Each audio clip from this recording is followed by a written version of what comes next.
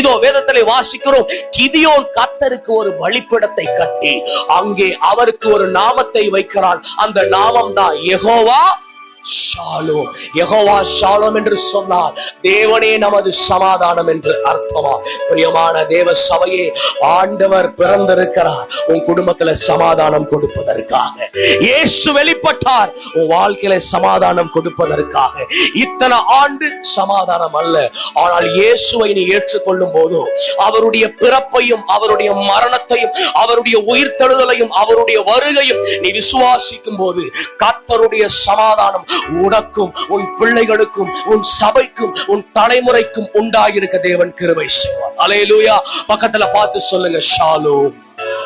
பக்கத்துல பார்த்து சொல்லுங்க ஷாலோம். நீங்கள் சொல்லும் போதே கணவன் மனைவிக்குள்ள சமாதானம் வரும். நீங்கள் சொல்லும் போதே குடும்பத்திற்குள் சமாதானம் வரும். நீங்கள் சொல்லும் போதே உங்கள் யாத்திரையில் சமாதானம் வெளிப்படும். Jehovah Jehovah praise the Lord. அல்லேலூயா. அந்த தேவ சமாதானம் நம்மோடு கூட இருப்பதாக. அவர் பிறந்தார் நமக்கு சமாதானத்தை தருவதற்காக. நீ போகிற இடம் எல்லாம், உன் வாழ்க்கை எல்லா நிலையிலும் தேவ சமாதானம் வெளிப்பட்டு கர்த்தருடைய ஐஸ்வர்யமும் ஆசீர்வாதமும் உன் எல்லையில் வந்து சேரும்.